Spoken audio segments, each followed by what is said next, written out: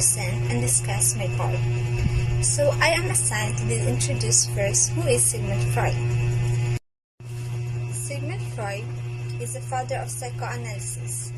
He was a psychologist, medical doctor, psychologist and influential thinker of the early 20th century. Psychoanalytic theory is a theory of personality, organization, and the dynamics of personality development relating to the practice of psychoanalysis, a clinical method for treating psychopathology. My name is Josephine Baguio and I am the next reporter. For today's video, we will tackle about the Freud psychosexual stages development theory. There are 5 stages that Freud discovered. First, the oral stage. Oral stage in psychology or oral phase, the first stage in the psychosexual development process. So oral stage, it is the first stage in development process. It focuses on oral satisfaction. Freud established that this stage occurred between newborn and 18 months. So si Ford discovered that this stage is occurred between newborn and 18 months.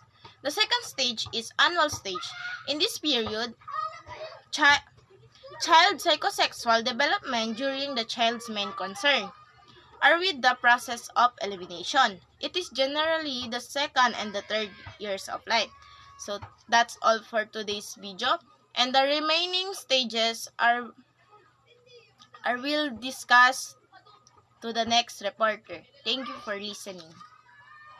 I am Anthony Columbres. I'm BSed Math 1A. So, my topic is psychoanalytic theory of Sigmund Freud. The third stage of psychosexual development is beginning around age 3 when the libido is focused on the genital area or penis or clitoris, and discovery and manipulation of the body become a major source of pleasure. So, topic ko is my topic is all about psychosexual, and there are 5 stages of psychosexual. First is oral stages, second is anal stages, and my topic here is phallic stages or stage. The phallic stage examples of phallic traits are activity, penetration, being in control of both the world and of one's emotional life, strength, resoluteness, and assertiveness in general as well as in sexuality. So, example daw ng phallic stage or phallic stage is um, strength, um, like mga activity, like for example ng phallic strength or phallic stage is um, a boy playing Mobile Legend or playing um activities right there. So, what age is the phallic stage? The phallic stage begins when children are about 3 and continues until there are 6. So, the phallic stage daw starting to 3 to 6 years old siya. So, what happened to phallic stage? Happen or a period in which the sexual drive lies dormant.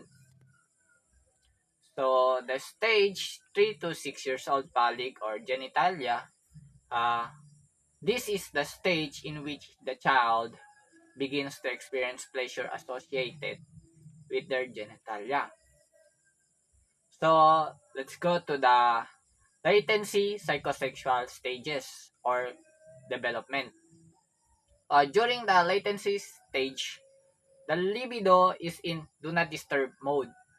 Freud argued that this is when sexual energy was channeled into industrious sexual activities like learning, hobbies, and social relationships. He felt that this stage is when people develop healthy social and communication skills. For example of latency stage, mga example of latency stage, bata pa sila, tapos may social relationship na sila, like um, social relationship, parang Facebook, ganon, may relationship sa Facebook, like, mga social, like ganon, mga yung hobbies ng mga bata. Then the period is reduced sexuality that Freud believed occurred between approximately age 7 and adolescence. And latency stage is the fourth stage of psychosexual development, spanning the period of 6 years to puberty. So, the final stage of development is the genital stage. Genital stage begins with the onset of puberty. During this period, the person seeks ways of satisfying sexual impulses in dyadic relationships and aggressive impulses through competition, physically demanding activities, exercise, and argumentation. So, what are the genital stages? The genital stage is the final stage in Freud theory of psychosexual development and begins in puberty. So, ang personality ng genital stage is the sexually mature adult personality. That idea develops during the genital stage of psychosexual development. So, last is what is genital self-image? For women, subjective perception and feeling about different aspects of their genitals, such as appearance, odor, and functionality. So there are meaning or word genital mean is genital relating to reproduction or our sexual organs or our reproductive system. So identification of genital, those self-definitions, self-attitudes, and subsequent feelings which arise from specific interaction and experiences which either indirectly or directly involve the genitals. So, yun na po. Thank you. Good day everyone, my name is Catherine from BSED Mathematics 1A. My topic for today is about the personality components. What is personality components? Ano nga ba ang personality or ang personalidad? Personality refers to the enduring characteristic and behavior that comprise a person's unique adjustment to life, including values, major traits, interests, drives, self-concept, the abilities, and the emotional patterns. So, ang ating personalidad or ang ating personality is tumutukoy sa ating katangian or sa pag-uugali na kompromiso ang natatanging pagsasayos ng isang tao sa buhay. Like for example is yung halaga ng isang tao or the interest.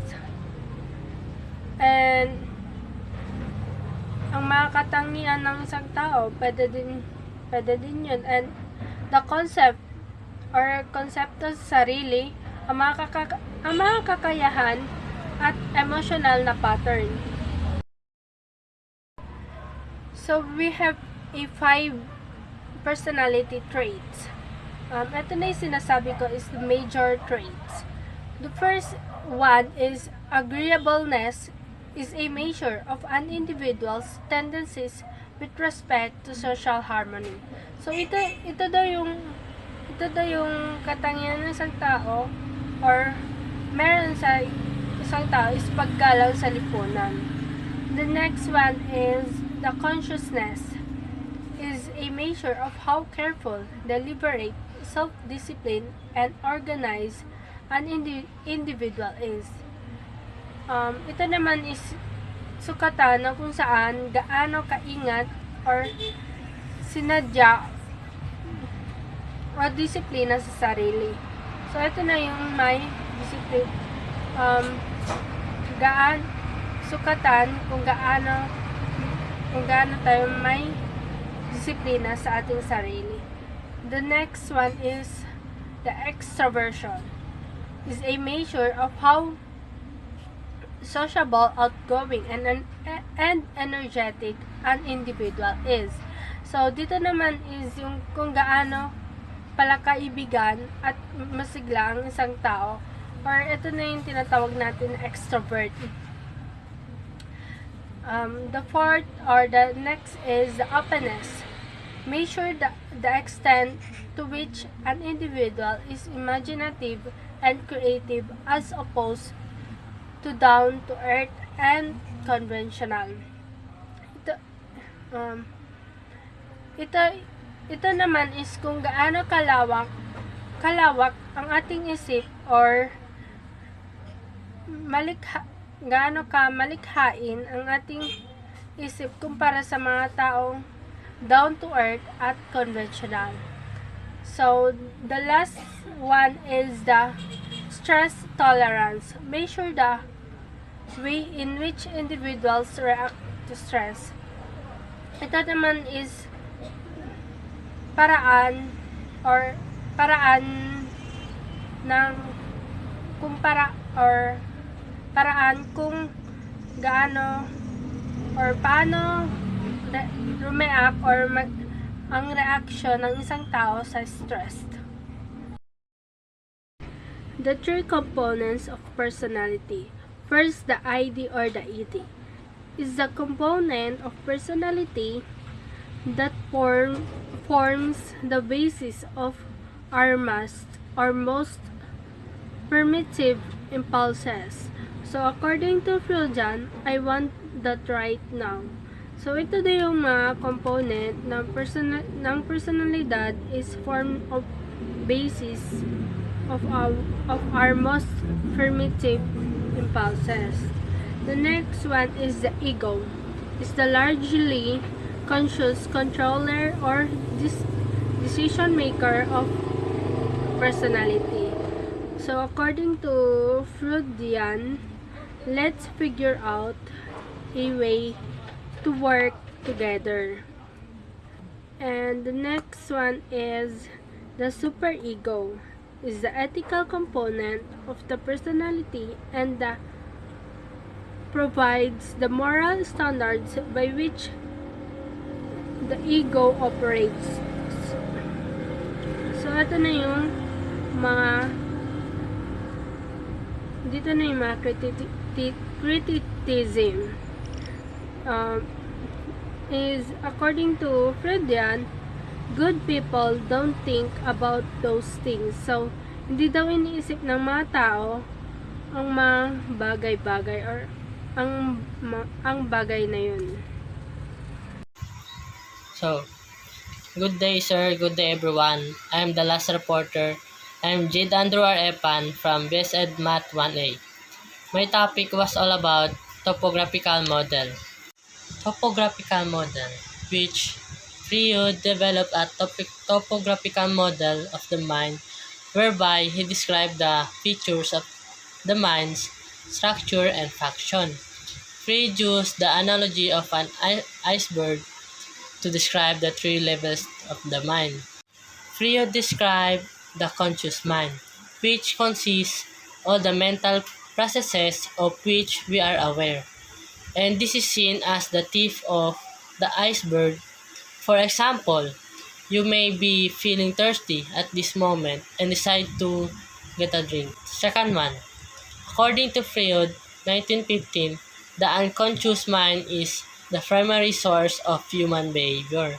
Like an iceberg, the most important part of the mind is the part you cannot see. Freud viewed that the unconscious mind as a vital part of the individual. It is irrational, emotional, and has no concept of reality, which is why it attempts to leak out must be inhibited.